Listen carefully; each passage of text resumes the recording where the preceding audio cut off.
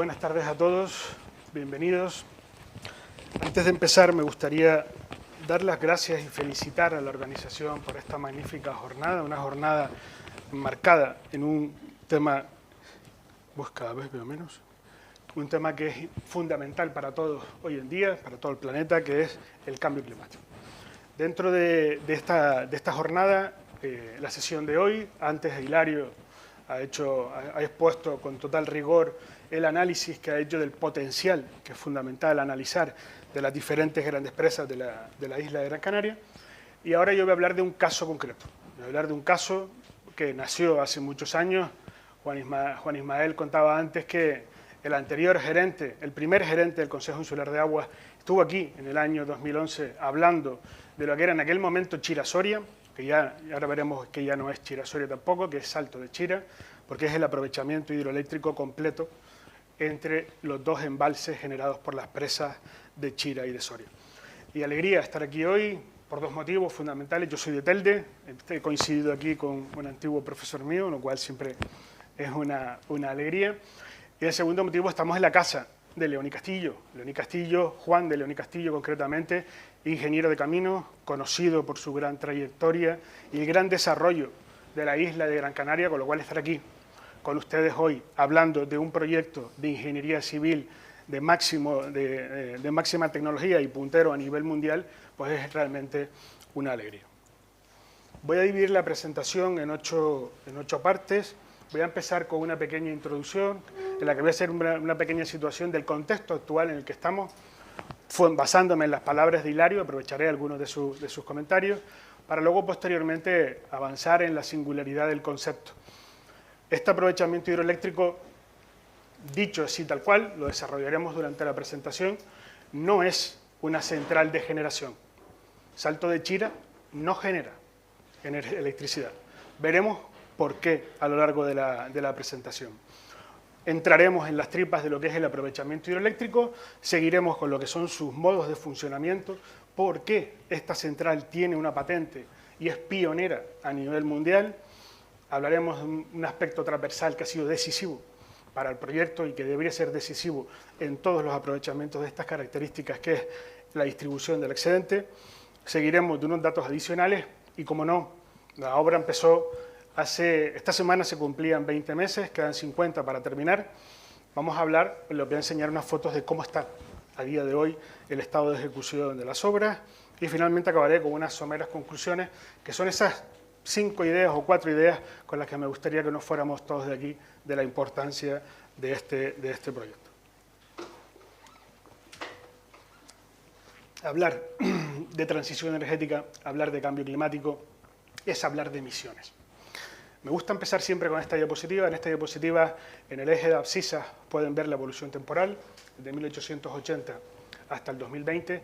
En los ejes de ordenadas, en el que tienen a su izquierda la evolución de la temperatura y en el contrario el aumento o la concentración de dióxido de carbono. Como vemos, hay una directa relación en el aumento de la temperatura con la concentración de las emisiones. Este tema, que es un tema que además vemos en esa gráfica, que el aumento es prácticamente exponencial. Este tema, como bien apuntaba Hilario antes, ya ha sido desarrollado. Hay un consenso a nivel mundial sobre este aspecto. Ya desde el Acuerdo de París, diciembre del 2015, ya se estableció la limitación de controlar el aumento de la temperatura del planeta a no más de 2 grados centígrados, pero con la intención de intensificar los esfuerzos para quedarnos por debajo del 1,5 grados. Posteriormente, el Pacto Verde Europeo ya establece o fija la neutralidad climática en el año 2050, con objetivos rigurosos en el año 2030.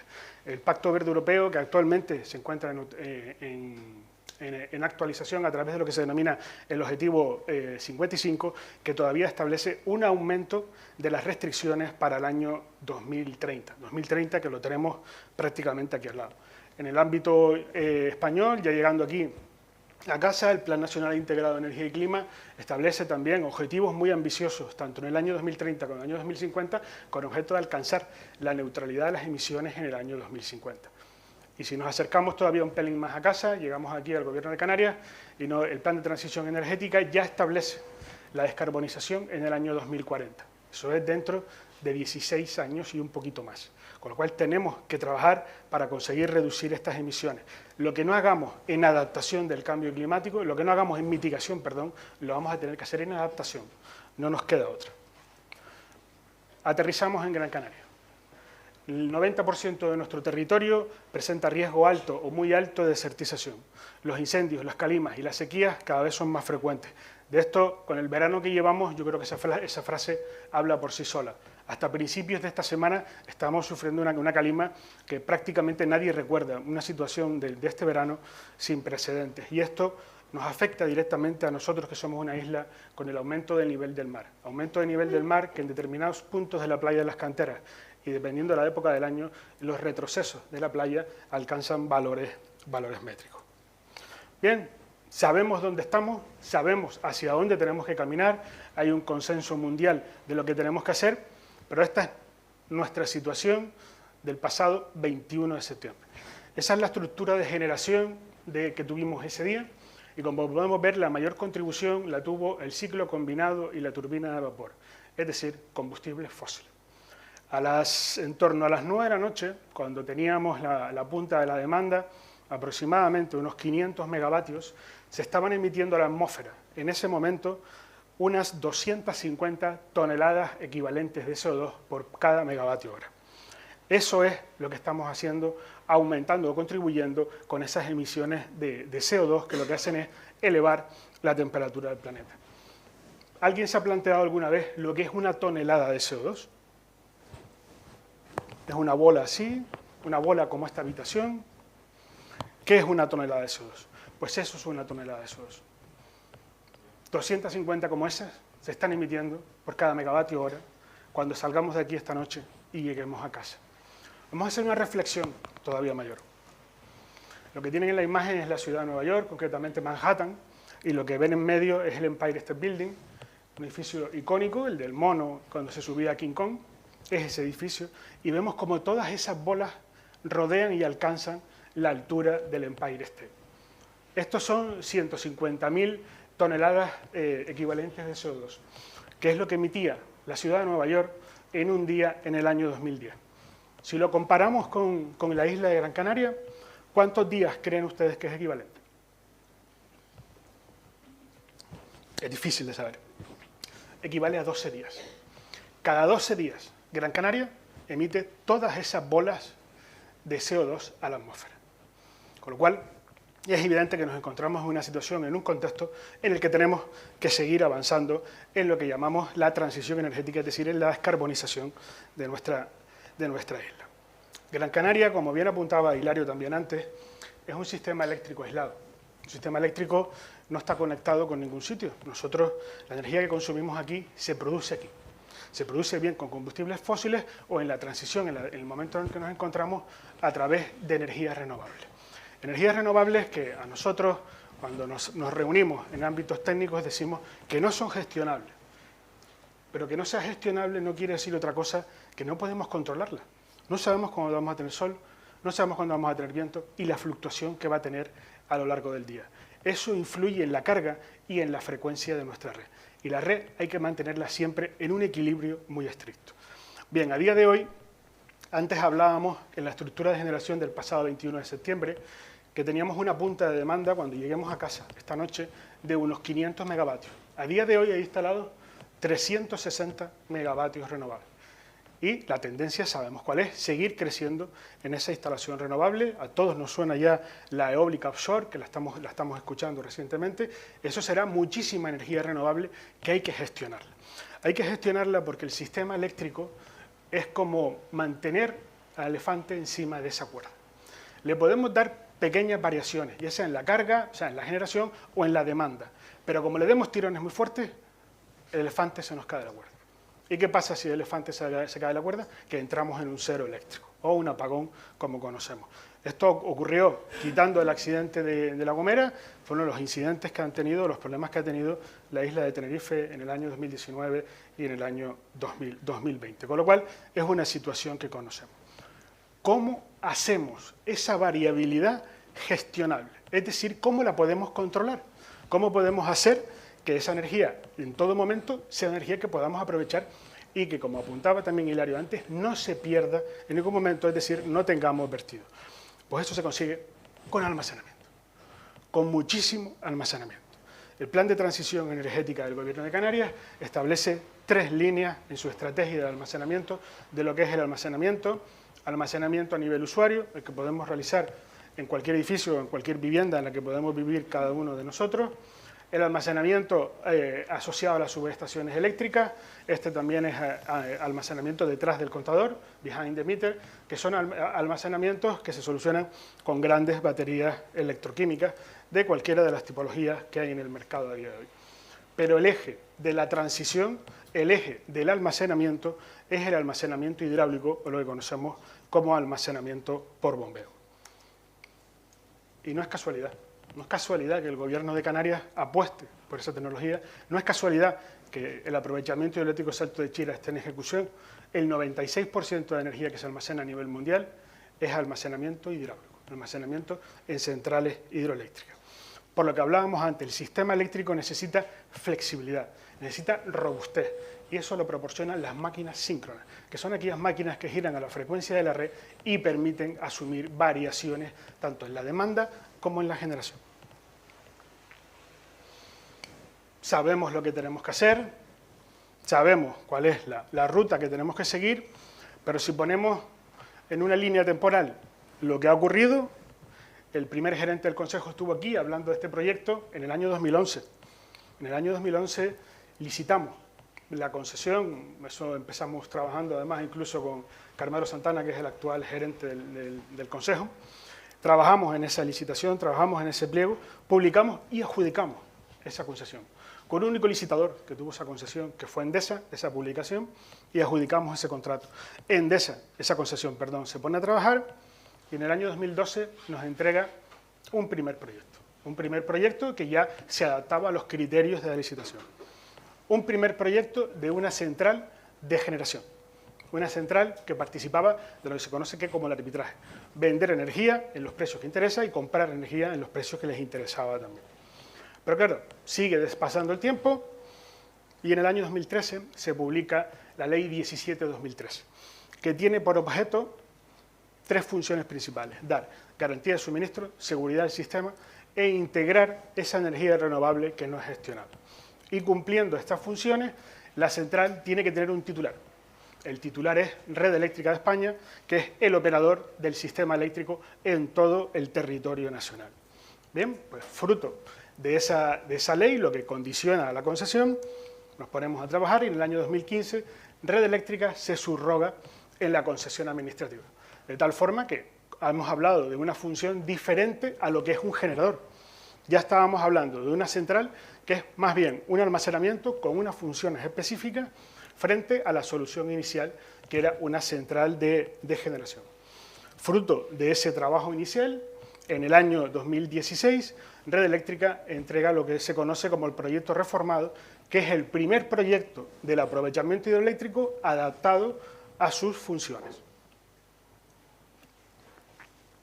Fruto de los trabajos técnicos, reuniones técnicas a lo largo de ese proyecto, en el año 2018 se modifica ese proyecto, ya se van ajustando determinadas condiciones y determinadas singularidades del proyecto, y en el año 2018 tenemos lo que conocemos como el proyecto modificado, que ya era un proyecto que se adaptaba específicamente a las funciones del operador del sistema.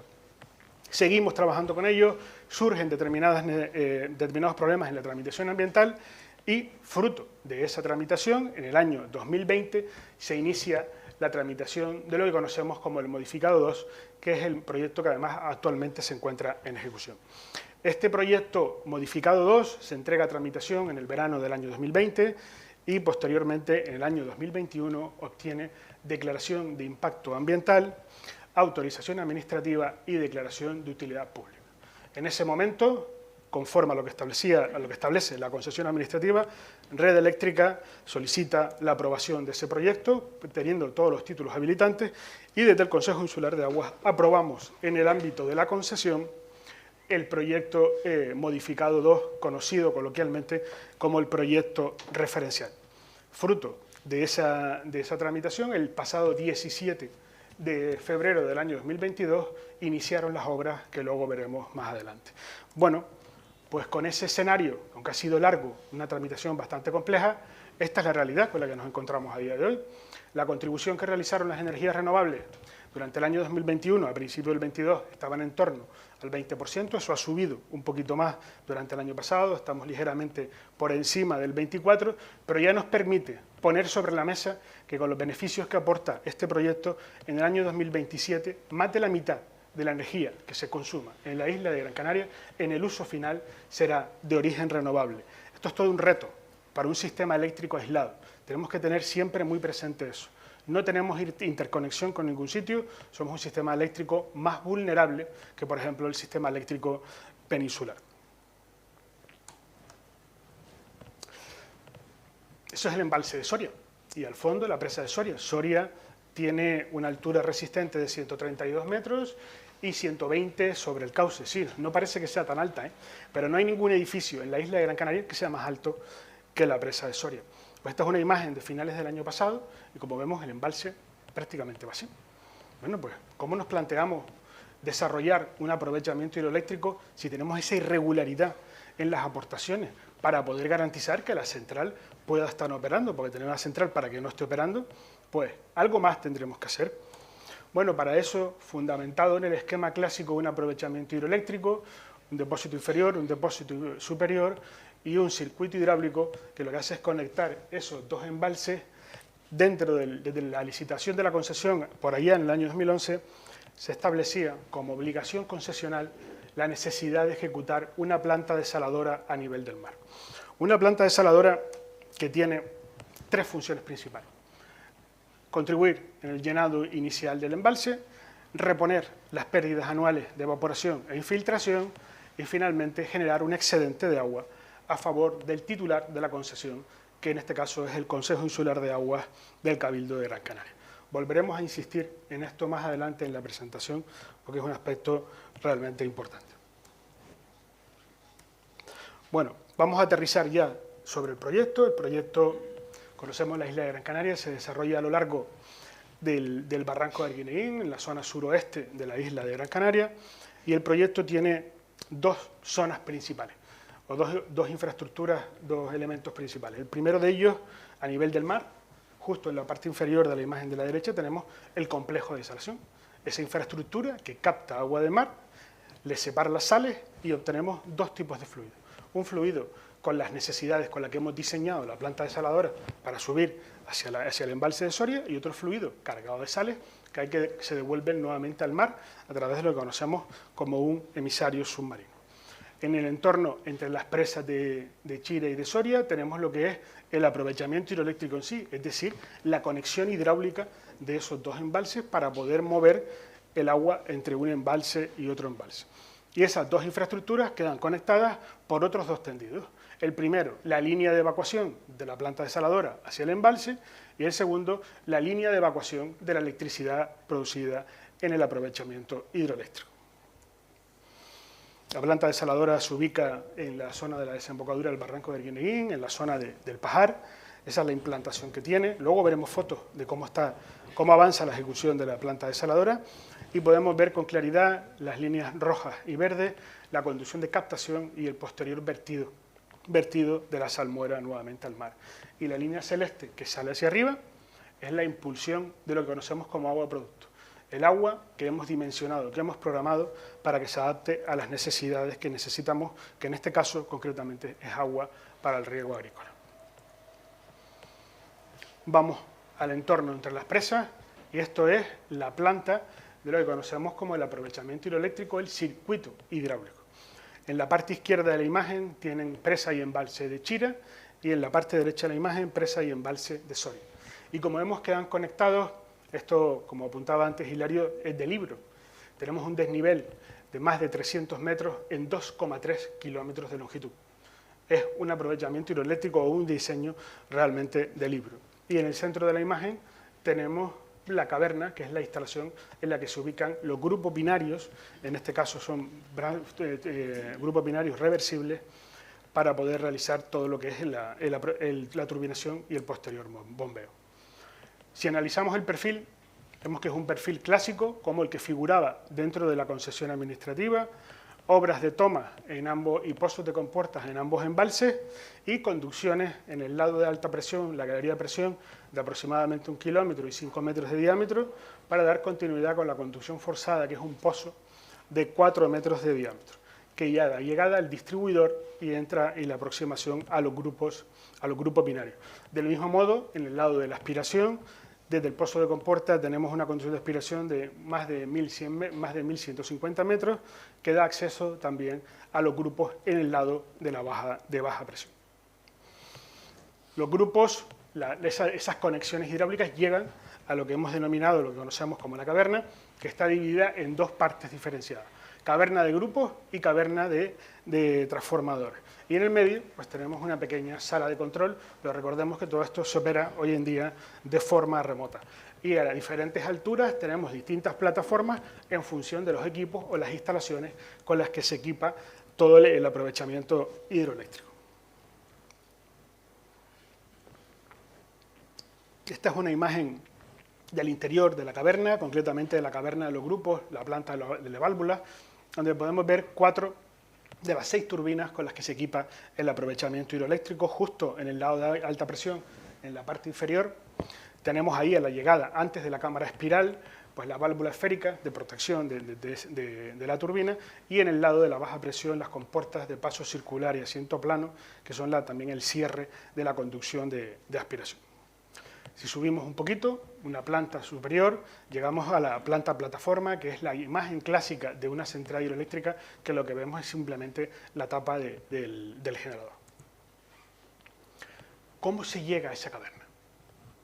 Hemos visto que el proyecto se desarrolla a lo largo del barranco, que tenemos actividad en Soria, tenemos actividad en Chira, tenemos actividad en el barranco de Arguineguín. Pues a la caverna se llega por 2 sitios. El primero sale de la zona del caidero, que es un túnel, lo que conocemos como el TAP, túnel de acceso principal, que da acceso a la caverna, y por otro lado, desde Soria, tiene un segundo acceso, que es el TAS, el túnel de acceso secundario, desde los cuales se va a llegar por ambos sitios a lo que es la caverna, de tal forma que permitirá una circulación desde el barranco de Arguineguín hasta el embalse de Soria por dentro, sin necesidad de recurrir a pasar por la carretera, y lo que es más importante, cuenta con 2 salidas o 2 rutas de evacuación. Vamos a pasarlo a números. Les aseguro que es de las pocas diapositivas que tengo en números, la repaso muy rápido, pero sí que es importante irnos con algunos números en la cabeza. La central se equipa con 6 grupos binarios Francis reversibles de eje vertical, capaces de operar en velocidad variable hasta 750 revoluciones por minuto, operan en cortocircuito hidráulico, y todo ello con un convertidor electrónico de potencia, lo que denominamos el Full Power Converter. La potencia nominal en turbinas, en bornas de alta tensión, es 200 megas, y la potencia nominal en bomba, 220, también en bornas de alta tensión. Para evaluar la energía acumulable, que es el aspecto decisivo de un aprovechamiento, cuántas horas nos puede suministrar esa potencia para poder dimensionar o trabajar en el resto del sistema eléctrico, se evalúan las horas de turbinado a caudal máximo. Esas horas son 18,17, que teniendo en cuenta la potencia de 200 megas, se obtiene una energía acumulable de 3,63 gigavatios hora. Esto se alinea perfectamente con los objetivos del plan de transición. El plan de transición ya fijaba que el almacenamiento a gran escala, el almacenamiento hidráulico, tenía que estar en torno a 5 gigavatios hora. Ya estamos muy cerquita de esa cantidad. Sí que es cierto que habrá que seguir haciendo cosas, ejecutando cosas en el sistema eléctrico, ya sea, por ejemplo, como la ampliación a Cueva de las Niñas Soria, con lo cual tendríamos cubierta esa capacidad.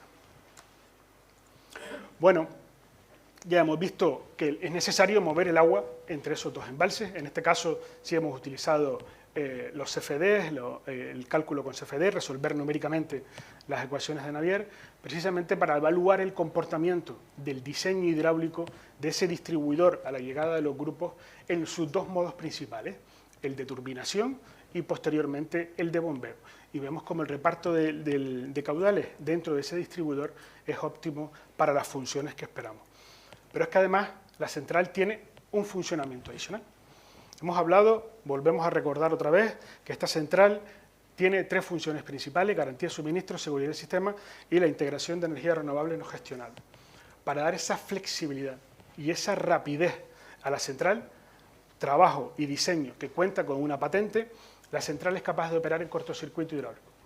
De tal forma que lo que hacemos es conectar dos grupos contiguos, de tal forma que uno pueda estar operando en modo bomba y otro en modo turbina, que con ligeras variaciones en los volúmenes que tenemos en las empresas, en las presas, podamos seguir garantizando la función. Esto aporta servicios complementarios a la regulación de nuestro sistema eléctrico, un desarrollo pionero con el que va a contar esta central. Este mismo diseño, esta misma hipótesis, ha sido evaluada también mediante CFD y vemos que el comportamiento es estupendo también y presenta toda la estabilidad que requiere. Vamos a resumir cómo funciona realmente la central. La central tiene un modo principal, que es el modo bomba, que lo que hacemos es consumir energía de la red y subirla al depósito superior. Y ahí queda acumulada. Es el almacén. Hemos almacenado energía en forma de agua en el embalse de Chira. Posteriormente, cuando el sistema tiene mayor demanda, lo que hacemos es bajar el agua. El agua sale desde Chira hasta Soria, pasando por las turbinas que generan la electricidad que se demanda en ese momento. Hemos hablado de dos modos clásicos, dos modos que todos más o menos conocemos, lo que se ha expuesto en la charla anterior. Consumo de energía y producción de energía. Empecé la comunicación diciendo que esta central no genera. Pero realmente el agua pasa de un embalse a otro. La energía que se consume y que se devuelve otra vez al sistema es a precio cero. No hay precio de compra ni precio de venta. La energía que interviene en estos despachos es la que previamente los productores renovables han producido y antes de mandar a parar o de verter se ha acumulado en el depósito superior. Energía que luego se devuelve otra vez al sistema. Por eso hablábamos de que ya no nos encontramos ante una central de generación. Nos encontramos una central que no participa del mix energético que veíamos antes. Una central que presta servicios complementarios a la red conforme a las funciones de red eléctrica. Y esta es una infografía en la que pueden ver la conexión de un grupo, dos grupos contiguos, uno operando en modo bomba y otro en modo turbina, de tal forma que lo que hace el agua es circular hasta la intersección y volver otra vez. De tal forma que pueda seguir prestando todos los servicios complementarios de regulación para el sistema eléctrico. El agua.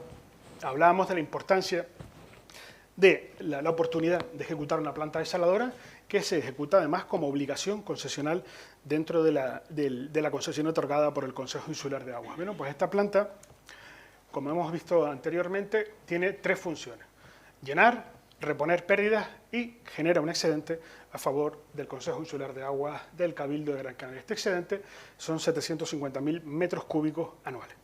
Esto es más de las demandas que se sirven desde esos dos embalses actualmente. ¿Qué quiere decir esto? Que aunque nos encontremos en un periodo largo de sequía, con el excedente que vamos a tener embalsados en esos embalses, vamos a ser capaces de dotar de garantía a nuestro sector primario, en medianías y cumbres de la isla de Gran Canaria.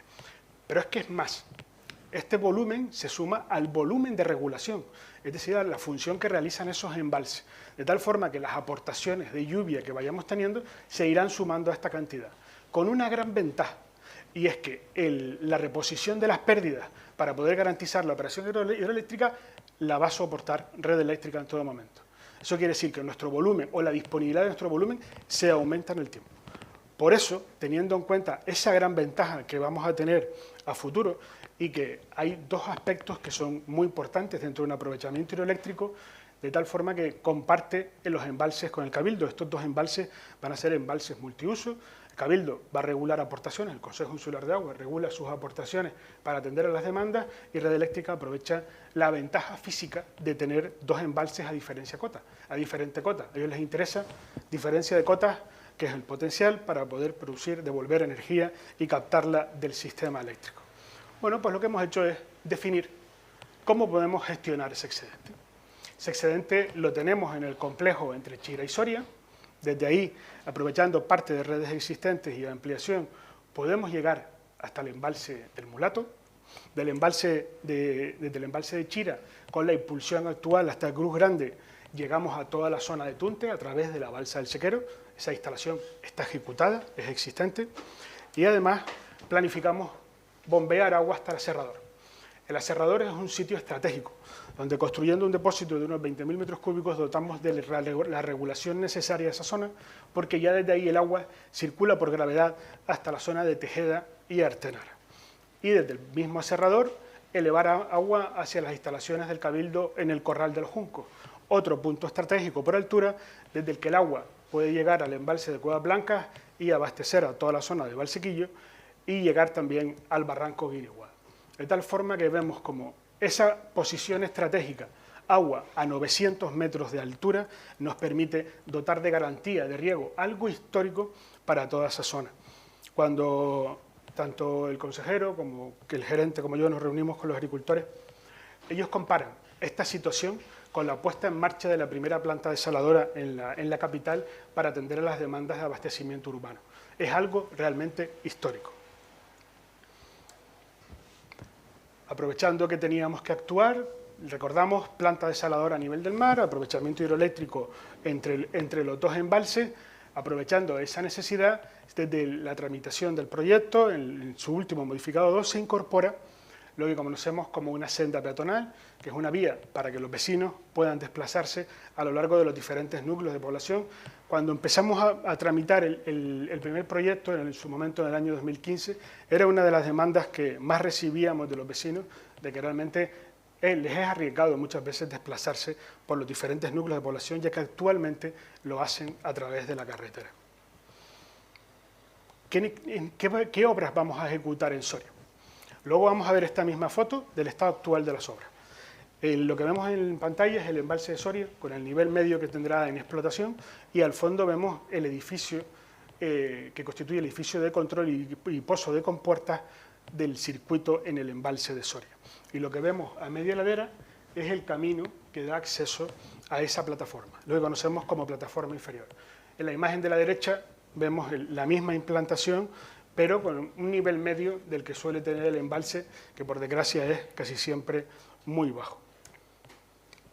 En este caso es el embalse de Chira, vemos lo mismo. En la imagen superior vemos la implantación de las obras, camino de acceso y pozo de compuertas, y en la imagen inferior el mismo pozo de compuertas y camino de acceso con un nivel medio del que suele tener el embalse de Chira. El proyecto, sin duda, sitúa a Gran Canaria a la vanguardia de la sostenibilidad, presenta un diseño innovador que va a ser emblemático para la isla. Recordemos lo que ha representado Gorona para la isla del Hierro. Su puesta en funcionamiento proporciona una reducción adicional del 20% de las emisiones de CO2 frente a la que ya tengamos en ese momento. Supone un ahorro de 122 millones de euros al sistema eléctrico. Aquí sí que me gustaría detenerme un segundo. Recuerden que Canarias tiene un sobrecoste en la generación y la reducción de esos costes va directamente a reducir ese sobrecoste y genera además 3.500 puestos de empleo entre directos, indirectos e inducidos. Todos los que están relacionados con ese entorno ya han escuchado la demanda de empleo que hay en la zona a todos los niveles y todas las cualificaciones, de la gran cantidad de personas que se están incorporando al proyecto en el entorno de la zona sur. Y de forma complementaria, por el uso parcial que realizan de esos embalses, el Cabildo recibe 6,43 millones de euros de canon al año. Como no puede ser de otra forma, Hilario lo apuntaba antes, las presas de Chira y de Soria están donde están, los embalses están donde están, pero era necesario ejecutar tanto la conducción de impulsión como la evacuación de la energía eléctrica, y todas las actuaciones, como no puede ser de otra forma, se han planificado con la máxima protección medioambiental del barranco de Arguineguín. Ponemos otra vez en valor que la gran afección que tienen estas infraestructuras es la construcción de las dos presas, por los embalses que generan y los terrenos que inundan. Y ya los tenemos además infrautilizados, y los vamos a poner en valor. Se van a convertir en baluartes de la transición energética. De forma complementaria, a lo largo de todo el barranco se ejecuta una restauración ambiental del mismo. Ya se han retirado de gran parte todas las especies exóticas invasoras, potenciando la flora endémica. Y no perdamos de vista el gran beneficio que tiene disponer de unos volúmenes constantes de agua en esos dos embalses para todos los ecosistemas asociados. El patrimonio hidráulico, nuestro patrimonio hidráulico, antes hablaba también de conectar distintas de nuestras infraestructuras. Me encanta ese análisis. Yo siempre he tenido en mente alguno más que me gustaría entre dos embalses nuestros. Y para desarrollar, para conocer, aumentar el conocimiento de nuestras infraestructuras, a los ingenieros nos encantan los números, los modelos matemáticos, simular comportamientos a partir de datos conocidos. Se han tomado datos en cada una de las 8 presas que gestiona el Consejo Insular de Aguas de Gran Canaria y con esos datos de los ensayos hemos alimentado los modelos numéricos. Y lo hemos planificado además con una estrategia de gestión después de muchísimas reuniones fundamentada en 5 escenarios, analizar el comportamiento de la presa desde 5 puntos diferentes de vista. Uno de ellos, lógicamente, la variación del nivel de embalse. Fruto de ese análisis tenemos la garantía, la certeza de que nuestro patrimonio hidráulico presenta unas condiciones excepcionales, no solo para la situación actual, sino para las futuras que podamos tener. Esa información, además, se la pueden descargar de la página web, le falta la M al final, aguasgrancanaria.com, pero ahí se pueden descargar toda la comprobación numérica de nuestras infraestructuras. Este análisis que hemos seguido con nuestras presas, a partir de la colaboración que tenemos con el Comité Español de Grandes Presas en diferentes reuniones, se está aplicando a diferentes infraestructuras en el ámbito nacional. Bien, vamos a ver cómo están las obras. Como dijimos, llevamos 20 meses de ejecución de las obras y vamos a ver cómo se encuentran. Esta fue la primera parte que arrancó de las obras. Son fotos de la planta desaladora. La primera a la izquierda superior es una vista cenital, donde ya podemos ver la estructura totalmente terminada. En la parte izquierda, el depósito de agua producto, donde va a estar el agua que se va a bombear hacia la zona hacia el embalse de Soria, y vemos como ya se está equipando por dentro de todo lo que necesita el proceso de desalación para producir ese agua que tanto necesitamos. Las otras 3 vistas que tienen son vistas desde diferentes ángulos para que vean la implantación que está teniendo actualmente en el entorno. En la imagen superior izquierda, ahí vemos, ¿se acuerdan la infografía que habíamos visto antes del camino de acceso y el edificio de control en Soria? Ahí lo tienen. Ahí ven el cuerpo de la presa, el camino de acceso y al fondo, en gris, el desmonte practicado para iniciar lo que llamamos el túnel de acceso secundario, al que se accede del embalse de Soria. Después de ejecutar el paraguas y la propia visera, el pasado 3 de octubre se iniciaron los trabajos de ejecución del túnel, como vemos en la pantalla, y que actualmente, como vemos en la imagen inferior derecha, ya cuenta con 14 metros de longitud. Del mismo modo, el acceso al túnel principal, recordemos lo que era el TAP. En la imagen izquierda superior vemos la zona aproximadamente del caidero, donde vemos el discurso o el recorrido que tiene ese acceso a lo largo del barranco y, como vemos, va serpenteando distintas zonas del barranco con objeto de potenciar sus valores naturales. En la imagen de la derecha vemos una zona concreta ya de la próxima subida hacia donde se encuentra la plataforma del túnel de acceso principal, que va protegida con ese pequeño murete que únicamente es la parte final. Y en la imagen izquierda inferior vemos ya el muro ejecutándose para acceder a la plataforma que da acceso al túnel y donde se ubica la estación de bombeo, la segunda estación de bombeo necesaria para la elevación de agua hasta Soria. Esta división aquí es un acceso temporal que posteriormente quedará cerrado, describiendo la curva que se ve en la pantalla. Y la imagen derecha inferior, pues bueno, es la actual excavación de lo que es el acceso al túnel y que posteriormente habrá que darle la integración que corresponda teniendo en cuenta la zona en la que está ejecutada. Y esta es otro éxito. No quería irme de aquí sin enseñarles esto. Esto es el modelo reducido de las turbinas. Ya han terminado de probarse las turbinas con las que se va a equipar el aprovechamiento hidroeléctrico. Las turbinas se diseñan analíticamente, con numeración y con distintos modelos numéricos, y posteriormente hay que ensayarlas, no a escala real, a un modelo reducido, conforme a las leyes de semejanza, para comprobar que todo lo que hemos calculado, todo lo que hemos diseñado, se adapta a los requerimientos de operación de la central. Justo en la zona central, aquí tienen la cámara espiral y la descarga de la aspiración. En el medio está el rodete, que es el elemento importante dentro de lo que es la turbina. Bueno, para no pasarme mucho del tiempo, más o menos lo que me ha otorgado Juan Ismael, quiero acabar con 4 conclusiones. La primera, sin duda, lo que nos trae aquí hoy, retos del cambio climático, esta es la infraestructura vertebradora de la transición energética de Gran Canaria. Maximiza la integración renovable en condiciones de garantía de suministro y seguridad del sistema para nuestro vulnerable sistema eléctrico aislado, alcanzando en el año de puesta en funcionamiento una cobertura media anual del 51%. Es un diseño innovador, un diseño que cuenta con una patente, que va a ser replicada en otras partes del mundo sin lugar a dudas y que permite una rápida transición entre los modos. Eso es una garantía para la operación de nuestro sistema eléctrico y poder garantizar que se va a poder seguir desarrollando energía renovable. Como hemos visto, aumenta los recursos disponibles para atender a las demandas y constituye la puesta en valor de nuestro patrimonio hidráulico, en este caso las presas de Chira y de Soria. Y como última conclusión, garantiza una reducción adicional del 20% de las emisiones de CO2. Volvemos a recordar aquella ciudad, Nueva York, llena de bolas azules y la importancia que tiene. Reduce el sobrecoste de generación de Canarias en 122 millones de euros y finalmente genera un canon a favor de la administración concedente del Cabildo de Gran Canaria de 6,43 millones de euros. Muchísimas gracias.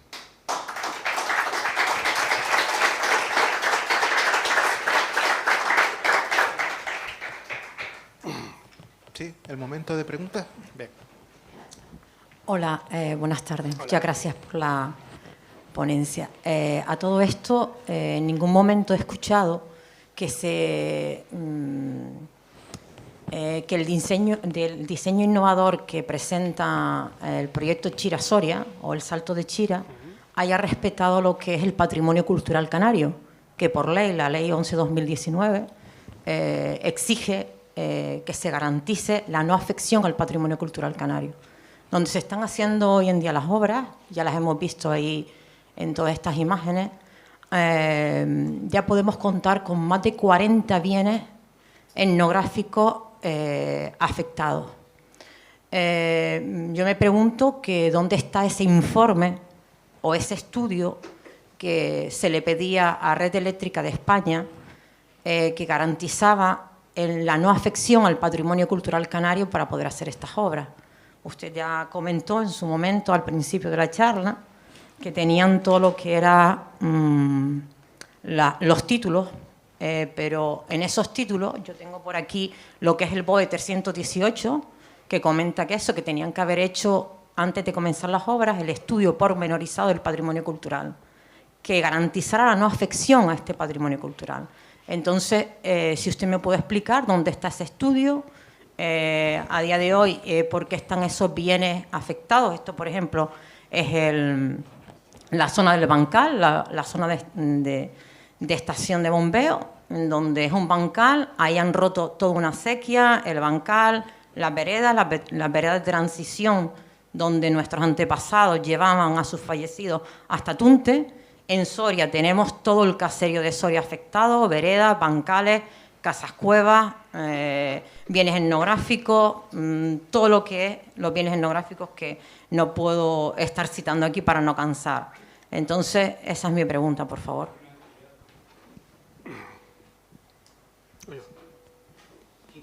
Bueno, contesto yo primero una parte y luego ya, Paco, te cedo la palabra.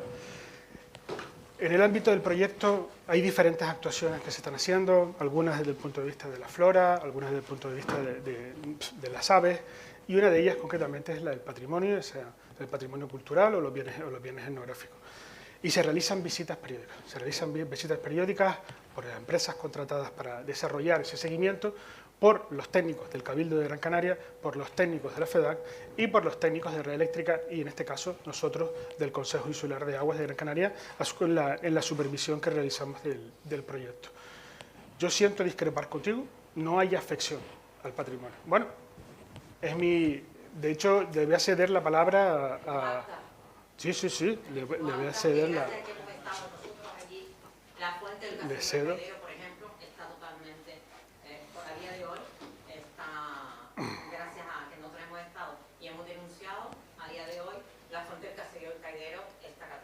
Hola Candy, buenas tardes. Nos conocemos hace más de 30 o 40 años, ¿no? Desde aquellos talleres de la Universidad Popular, cuando estábamos en la aldea y visitamos. Me alegra mucho que sigas siendo una defensora del patrimonio cultural. Todos tenemos la obligación por la ley. Vale. Y ahora te cuento la otra parte, ¿no? Soy técnico de FEDAC, soy máster de impacto medioambiental, soy antropólogo, licenciado en historia y doctorando en antropología en estos momentos.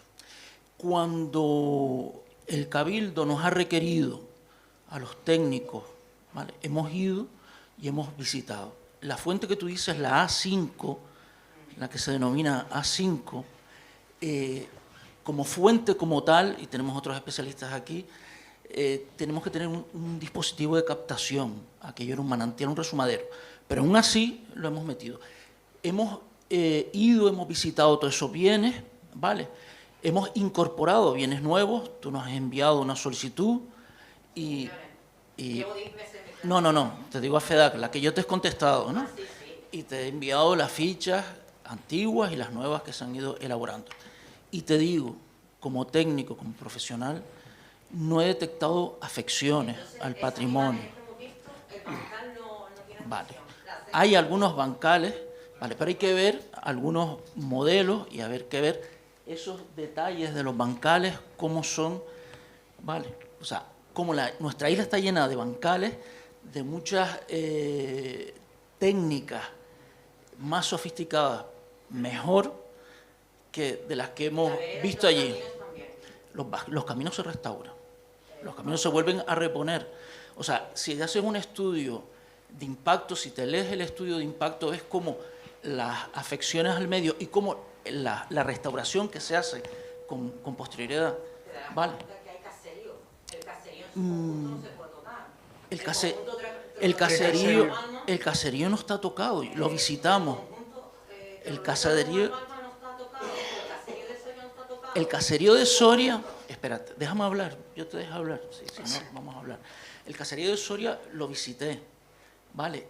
Y me quedé espantado del uso que personas que se han apropiado de aquella vivienda han hecho y de la cantidad de residuos sólidos que yo decía, Dios mío, lo primero que hay que hacer aquí es retirar una cantidad de basuras, enseres, cocinas enorme de todo lo que allí estaba afectando al paisaje. Y eso nunca se dice, ¿vale? No, pero eso se retira, pero sigue todavía el conjunto como caserío de Soria. Sí, pero ¿dónde está la afección? Estuvimos allí, estuvimos viendo. El camino, están todas las veredas bien, están las casas, la casa cueva de la entrada, las casas cuevas, incluso el bien arqueológico, que la subida, sé que el bien arqueológico, mis compañeros,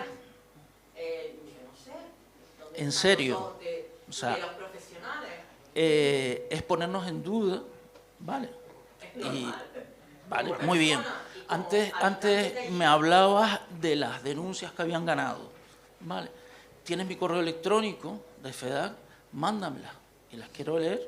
Están llegando, vale, las sentencias. Vale, las sentencias me las envía. Y te digo, si algo a mí me sorprendió cuando hicimos la visita, es escúchame. La destrucción. Escúchame. La destrucción se restaura, se repone y no hay afección al patrimonio etnográfico. No hay afección. Soy técnico. La visual es temporal hasta que se produzca la restauración final. Vale. El caserío queda ahí con una gran turbina, con una gran caverna y es un caserío etnográfico. Es un caserío etnográfico que está la mitad derruido. Sí, pero es que eso perfecto, es sí. Sí, Sí, que hay que recuperarlo. Es un caserío. Sí, perfecto. Es una ficha etnográfica catalogada. Derruido no, derruida porque estamos... Y no hay afección. Te lo demuestro, coge la ficha. Coge el proyecto y coge el estudio de impacto. De los que yo hasta ahora he visitado y he visto la intervención, hasta ahora... Hemos subido juntos, además con otras personas de patrimonio. De todas formas, lo sé, te he visto muchas veces allí, sí. Pero vamos, lo que decía Paco, remítenos esa documentación y la analizamos. No tienes ningún problema. Si es que no tenemos que estar enfrentados, al revés. Lo que tenemos que hacer es colaborar juntos por defender lo que a todos nos preocupa. Y te lo agradecemos. Que en ningún momento todo sea medioambiental, lo mayor medioambiental, no entiendo como solo medioambiental cuando el patrimonio cultural canario está tipificado en el Código Penal. Si llego a saber que estabas aquí, hubiera puesto una imagen que tenemos con todos los bienes para que lo vieras. ¿Cómo queda? Y me gustaría saber dónde puedo encontrar ese estudio pormenorizado que se le exigía a Red Eléctrica antes de empezar las obras. Vale. Yo creo que está. ¿Por qué no hablas de las fichas que te enviamos y de los inventarios? Sí, está todo, es que lo tenemos. ¿Cómo pediste? Sí, pero es que, vamos a ver, es que todo Una el mundo... transparencia, una claridad y una rapidez. Sí, pero que yo no Nos quito... hablamos por teléfono. Pero no, yo no quito eso, yo lo que quito es que yo sí que veo afección en el patrimonio. Y entonces... Puede ser su... Sí, es una acción.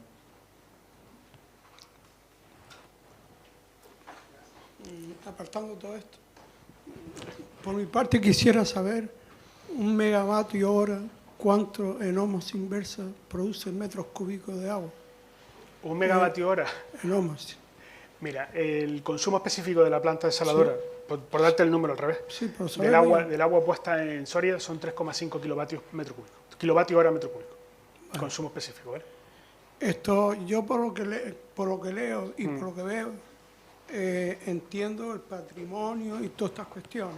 Patrimonio que en mi infancia nadie iba a ver los barrancos ni nada. En mi infancia. Sí, sí. Era un lago. Nadie del vecindario para abajo iba. Sí. De hecho, el conde ofrecía terreno a particulares para que pudiera cuidar aquello, por lo menos cuidar. Sí, sí. Y me estoy metiendo con cosas duras.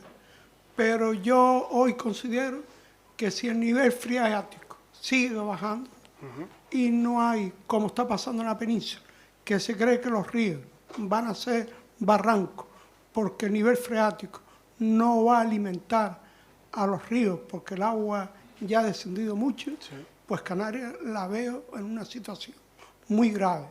Para mí, esto ojalá se pudiera por energía eólica abastecer todas las presas de la isla y que llegara el agua a todas las presas, no solo para la agricultura, sino para enriquecer la tierra de abajo arriba, por capilaridad que llega arriba, no se cuartee, porque la verdad que es lamentable que estemos luchando por algo histórico cuando el clima nos va a destruir en menos tiempo.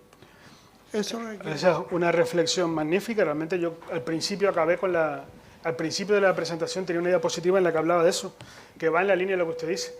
Lo que no hagamos en mitigación lo vamos a tener que hacer en adaptarnos. Aquí dice, no nos queda mire, otra. solamente esto.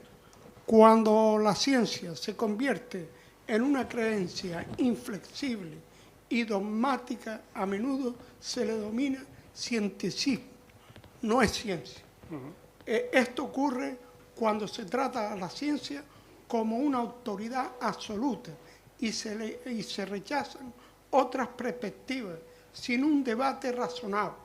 Es importante recordar que la ciencia es un proceso en constante evolución y no debe ser confundida con una religión. Los convertimos en fundamentalistas, igual como lo que está pasando en Oriente Medio o lo que pasó con las Torres Gemelas. Perdona, pero esto es así, si seguimos evolucionando de esta forma.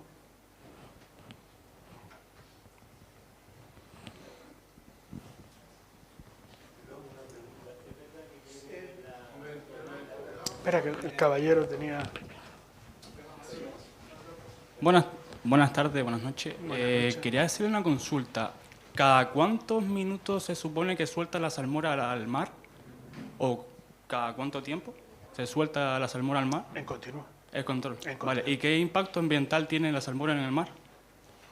¿Qué impacto tiene ambiental? ¿A qué te refieres? Sí, ¿qué impacto ambiental El tendría en vertido- la zona el de verti- vertido de salmuera? El vertido de esas salmueras, igual Sí. que el resto de plantas desaladoras que tiene en la isla, se estudia con su modelo de dispersión y se ve cómo se comporta en la llegada al lecho marino. Lo importante es que en el lecho marino, en la zona en la que se vierta, no hayan especies que se vean afectadas, como en este caso es el arenal no vegetado al que llega el producto de salmora. Bajo mi criterio, ahí, ¿vale? Siendo el pajar y siendo la zona donde están haciendo la central hidroeléctrica, Sí. es la reserva de la biosfera de la tortuga bobo. No sé si lo tienes en... Sí, sí, lo tengo en mente. Además, ¿Lo tienes en mente? Como Vale, supongo que bien sabe, está dentro del estudio de impacto justamente por donde va a pasar el emisario, a 50 metros de la costa de Arguineguín, donde hay una playa donde se bañan gente. ¿Qué impacto va a tener esa salmuera hacia las personas? compatible. Compatible de la salmuera hacia las personas. Lo tienes dentro Estamos de... hoy día, perdóname. Estamos a hoy día, Sí. ¿vale? Y el mar, no sé si usted se ha bañado o qué, pero está súper salado. Imagínate si en esa zona suelta la salmuera. En esa zona donde tú estás soltando la salmuera o quieres soltar la salmuera, báñate, vete y métete dentro del agua. Te invito a todos los que están aquí que se vayan y se metan dentro del agua. Vale. ¿Terminó? Sí. Bien, hay una cosa que sí que quería aclarar. A día de hoy hay más de 100 plantas desaladoras operando en Gran Canaria. En Gran Canaria no se puede vivir sin desalación, porque tenemos que tener cuidado con penalizar la desalación. Más de 100 plantas que producen más de 200.000 metros cúbicos diarios para poder desarrollar nuestra vida en el ámbito urbano y en la agricultura, en el sector primario, porque si no tampoco se podría sostener. Y todas esas devoluciones de la salmuera al mar se realizan con todos los estudios, se evalúa, se analiza y son los especialistas los que terminan estableciendo los condicionantes, como en este caso es el documento de referencia que es la declaración de impacto. Y todos los documentos y todos los estudios que se hicieron, me consta que los tienen porque son de dominio público, figuran en el documento ambiental del proyecto. Y es una solución compatible con el entorno. Varias zonas la han dejado fuera de la reserva. Por ejemplo, la reserva es una y hay varias especies autóctonas en esa zona. Al igual que están haciendo el impacto ambiental en el barranco de la Eso. Sí, sí. La pimelia, como bien sabes, tiene un condicionante específico, se analizó dentro de la declaración de impacto. Sin embargo, el caracol chato se descubrió después, se tuvo constancia después y se analiza conforme a los condicionantes. Bueno, pero no estaba dentro del estudio de impacto ambiental. Disculpe por no hablar con la propiedad que usted requiere, ¿vale? Y conforme a los condicionantes de la DIA, lo que se ha incorporado es un aspecto que surge durante la ejecución de las obras y se incorpora para analizarlo y va a la comisión de seguimiento. Hay un condicionante específico para eso en la DIA, no solo para ese caso concreto, sino para todos los que puedan surgir. ¿Usted sabe por casualidad que el caracol chato, la única especie, está en esa zona y si esa zona se ve afectada ya no hay más? A mí me consta que hay más. ¿Qué vas a hacer? ¿Vas a trasladar los caracoles del sitio? No, pero a mí me consta que hay más sitios. ¿Más sitios aparte de No solo en el barranco de Arguineguín, en esa zona concreta, en las laderas que están a los lados también había. Vale, venga. No vamos a discutir sobre ese tema. Yo creo que es importante que el proyecto se evaluó ambientalmente. La Comisión Autonómica de Declaración de Impacto Ambiental otorgó declaración de impacto bajo 13 condicionantes y la creación de una comisión de seguimiento para evaluar las incidencias que surjan en la obra. ¿Es normal más de 5.000 toneladas de dinamita estallando en un caserío? No vamos, bueno, está evaluado también, vamos a seguir a otro aspecto.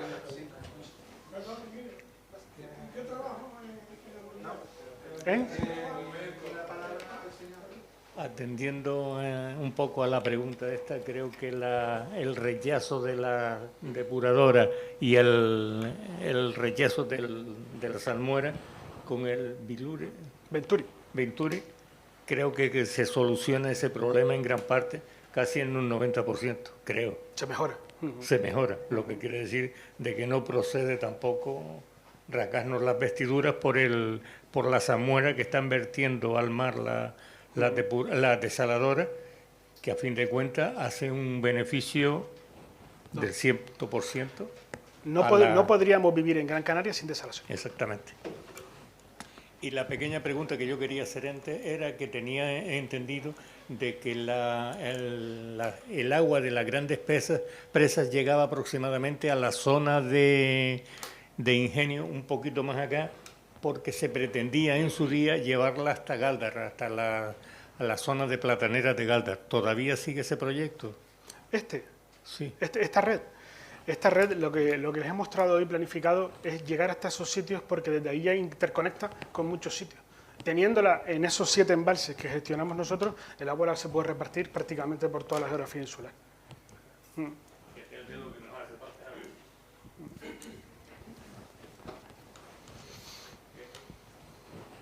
Yo no soy químico ni nada de esto, yo me dedico a la hemodiálisis, pero entiendo que la salmuera, al fin y al cabo, es sal apermazada, que en agua dulce.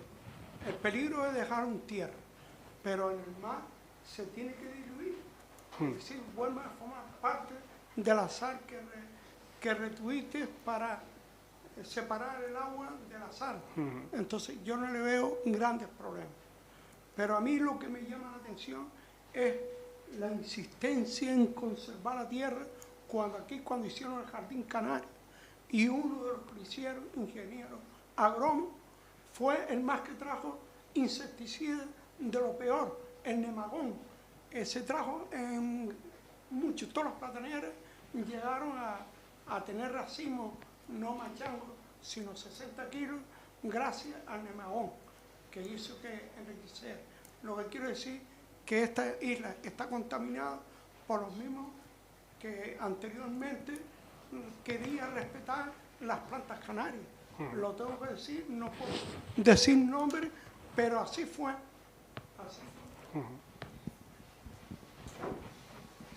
Sí, yo quería llevarlo, primero decir que llegué tarde y puedo que alguna cosa me salga de tema. Después otra cuestión es que soy de letras, no soy de ciencia. Pero les recuerdo llevarlo al año 81 con la Guerra del Agua. No sé si se acuerdan, que yo sepa, fue la primera vez que en Las Palmas el pueblo entero se levantó por el agua. Decirles que mi madre tenía que esperar 20 días en Arucas para que le echaran el agua en un bidón. Sí, y esto hay que tenerlo muy en cuenta.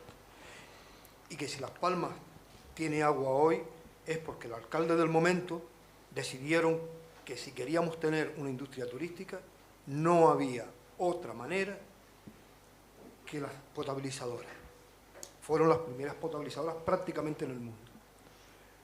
Otra cosa a tener en cuenta actualmente es que si queremos de algún momento que la isla cambie a nivel económico, no podemos seguir ofreciéndole a nuestros hijos una bandeja y una fregona, porque no podemos seguir siendo puros servidores de Europa. Tenemos que producir nuestros productos y la única manera es llevar agua a las partes altas. Y si ahora mismo la agricultura está completamente abandonada en las islas, excepto por unas cuantas, por algunas que se mantienen gracias a las subvenciones, tenemos que llevar agua a las cumbres.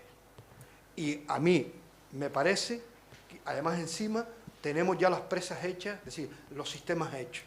Y otra cosa que a mí me gustaría ver algún día es la presa de Soria llena de agua. Pues con lo de ver Soria llena, recordando datos del año 2011, en marzo del 2011, como ustedes saben, Soria tuvo su máximo histórico, 90,77 metros de altura, de los 120 que tiene de su embalse. Pues si volviera a ocurrir lo que pasó en el año 2011, en ese marzo, acumulado con que 2010 también fue un buen año de lluvia, tendríamos Soria prácticamente llena, teniendo en cuenta las aportaciones que va a tener ahora para poder realizar la operación hidroeléctrica. Lo que pasa es que luego ese agua es para atender a las demandas de riego, con lo cual pues luego irá sirviendo esas demandas. Hola. Mira, mi pregunta, paso también contesta un poco, yo creo, a este caballero. Yo tengo datos que con la desaladora funcionando a pleno rendimiento se tardaría unos 5 años en llenar la presa de Soria para que empiece a funcionar. Claro. ¿hay que esperar a que la presa de Soria esté llena para que empiece a funcionar el sistema Chira-Soria o antes ya se va a poder notar? Y también otra cosa es, ¿cuándo la factura eléctrica de nosotros, de los canarios, cuándo vamos a notar?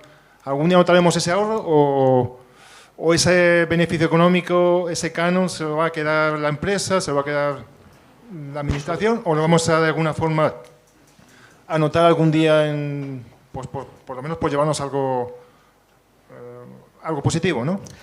Vale, por parte. Esta diapositiva, que yo sé que son muchos números y que, bueno, al final, pues, tampoco es fácil seguirlos todos, pero el volumen muerto en Soria es de 2,52 hectómetros y el volumen muerto en Chira es de 1,18.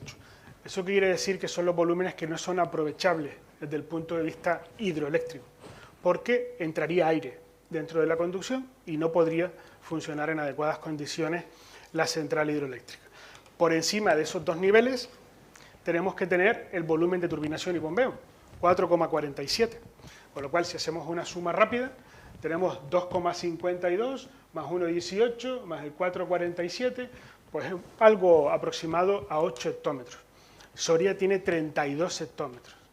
Necesitamos 8 para empezar y trabajar a potencia máxima, porque estas además son las condiciones de diseño del libro, que es potencias nominales, que es cuando el salto es mayor. Todo lo que el agua que se siga subiendo, que siga entrando en Soria a medida que siga lloviendo y que siga produciendo la planta, lo que hace es reducir el salto. ¿Vale? Esta era la primera. Disculpa que me enredé con esta y no te contesté la otra. El canon. El canon es una tasa que ingresa el Consejo en concepto de tasa, con lo cual dentro de las funciones que realizamos nosotros habrá que ver cómo se emplea esa tasa. Ahora le paso la palabra al gerente, le suelto la pelota y él nos contesta esa pregunta. Y el precio de la luz. Esto al final, como empecé la intervención... No hace falta. Como empecé la intervención, al final, esto no es una central de generación. Esto no participa de la generación. Esto es un activo más de la operación del sistema para que se pueda seguir desarrollando todo el desarrollo de energías renovables conforme a lo que queramos aquí, en nuestra isla. Es lo mismo que las redes eléctricas que se diseñan. En la medida en la que más almacenamiento y se vayan desarrollando otras tecnologías complementarias o otros sistemas dentro de la red, irá bajando el precio. Pero depende del desarrollo que vayamos llevando, ¿vale? No solo de que tengamos esto, porque esta central no participa de la generación. Eso es una cosa que me gustaría dejar bien clara. Muchas veces hablamos, la central esa de Endesa o la central de Red, la Chira-Soria. No, estamos hablando de soluciones técnicas diferentes para funciones totalmente diferentes. Endesa genera y cobra por integrar energía en el sistema. Lo que hace esta central es operar el sistema eléctrico, darle garantía de suministro.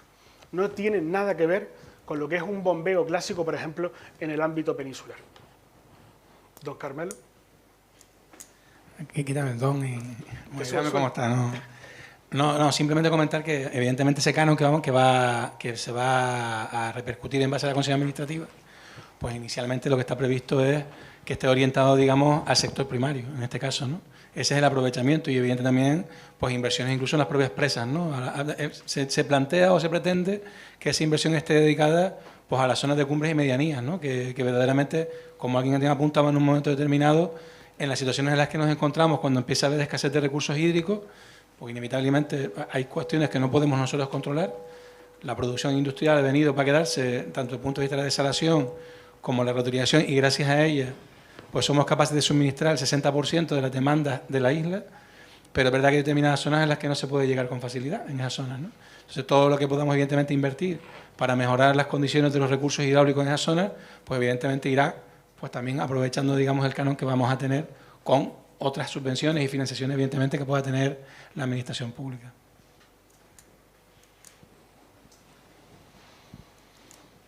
Sí, pues damos... la última... Buenas noches, muchas gracias por su presencia y su exposición, sobre todo por dar la cara, un tema muy peliagudo. Yo, en términos generales, estoy de acuerdo, hay un progreso inevitable. hay cada vez más demanda de agua y de energía, y yo sé que este proceso va a traer algunas cosas buenas y algunas cosas malas. También al chico este también, o el señor como quiera, también por dar la cara. Muchas gracias también. Gracias al museo, al director y a Ismael por la jornada. Y yo sobre tenía dos dudas ahora mismo. Bueno, una sobre una amiga mía que tiene un terreno ahí en Cercados Pinos. Vi en la vereda esa que quieren hacer ustedes por la carretera. Esa vereda aprovecha porque por debajo van las tuberías de impulsión, ¿no? ¿Por dónde van las tuberías y por dónde van las líneas? Junto a la vereda. Realmente la solución final, bueno, perdón, porque tenemos la foto. Ahí la tiene. Carretera, tal cual está, no se actúa sobre la carretera, se ejecuta la senda peatonal y junto a la senda peatonal el tubo, al lado. Bueno, más o menos ¿cuánto es la anchura de esa? Porque la senda tiene entre 1,8 y 2 metros de anchura y el tubo de impulsión es una tubería de 40 centímetros de diámetro, es una tubería así. De 400, ¿no? Milímetros. Como el saneamiento que hay ejecutado en el barranco, que en este momento que es de 315, pues un poquito mayor. Ese es el tubo de impulsión. ¿Y las líneas que son de alta tensión, media tensión, van por ahí, por la misma carretera? En el barranco solo queda la senda y el tubo. No, le digo porque ya empezó, a esta persona ya la empezaron a llamar o a gestionar desde el Ayuntamiento de San Bartolomé. Sí. Que sí pertenece a San Bartolomé. La carretera va cruzando de un término municipal pues no a otro. sé si serían para las expropiaciones o algo para hacer la senda esa seguramente. Esa senda llegaría hasta donde, hasta arriba, hasta el Soria. Por la senda no creo que sea, que la estén llamando. La senda va íntegramente en dominio público. Va sobre el lecho del cauce del barranco de Arguineguín. Tiene que ser por otra cosa, por otra instalación. Pues nada más, no. Muchas gracias por todo. Ya es la última intervención ya, pues, para no alargar en demasía. A mí me parece que en Canarias lo más importante históricamente ha sido el control del agua, ¿no? Es decir, en Canarias hablamos no de terrateniente, hablamos de aguateniente. Entonces, mi pregunta en este momento es ¿cómo afecta esto al mercado del agua? Porque eso va a ser bastante importante. Y entonces, me parece que por ahí pueden venir muchas de las críticas al proyecto. Pues nosotros no vamos a alterar el mercado del agua. Nosotros tenemos un precio público del agua con el que seguimos vendiendo. Esa es nuestra función, no podemos tocar esos precios. Ahora podremos poner más agua en el mercado, pero en función de las demandas, pero que los precios no vamos a entrar. Sí que es cierto que todo esto es oferta y demanda, ¿no? Como bien comenta usted, pero nosotros pondremos agua en el mercado en aquellas zonas en las que sea necesaria. No. Pero vamos, fíjense que realmente el grueso principal de la distribución de ese excedente es una zona en la que no hay agua. Desde Cruz Grande, Chira, hasta abajo, ahí no hay agua. Son todas formaciones muy impermeables. Conocemos todos a algún agricultor que ha hecho algún sondeo allí para intentar captar agua y no la ha sacado. Y no la ha sacado y gastó una gran inversión, fruto además después de haber estudiado mucho esa zona. Pues el agua va a contribuir mucho en esa zona. Todos esos agricultores están esperando, pues, como agua de mayo, nunca mejor dicho. Por aportar una cosa a lo que estaban comentando y en relación con los precios del agua, la finalidad del Cabildo, y en este caso el Consejo Insular de Agua, es suministrar agua a todo, digamos, las zonas posibles, a todos los agricultores posibles, en este caso con las redes que tenemos, que cada día van creciendo más, a un precio estable y constante, invariable durante todo el año. Y de hecho, invariable durante muchos años. Actualmente los precios del Consejo son precios que prácticamente se han mantenido congelados casi ya en algunos casos casi más de 10 años, ¿no? La misma dinámica que se ha hecho para la desalación, para el suministro de agua desalada, sobre todo en las zonas del norte, para el suministro de las aguas regeneradas en toda la zona que va desde Las Palmas hasta el sur, incluso llega al Salobre e incluso puede llegar hasta Fataga, es que se garantice al agricultor un precio estable y fijo, ¿no? Que se añade, digamos, ahora a las redes nuevas aportaciones de agua pública, en este caso, que van con esa idea de mantener un precio estable y fijo con una garantía de calidad de agua. En principio lo que va a hacer es mejorar todavía más el mercado del agua, lo va a estabilizar, ¿no? Digamos que seguiremos reduciendo pues ese efecto, digamos, ¿no? Ese efecto que había, ¿no? de los aguatenientes y de esas variaciones estacionales que había como consecuencia pues, de los mercados, ¿no? Cuando hay calor el precio sube, cuando no lo hay el precio baja. En este caso, cuando tienes un suministro de garantías por parte de la administración pública, siempre es constante a lo largo de todo el año.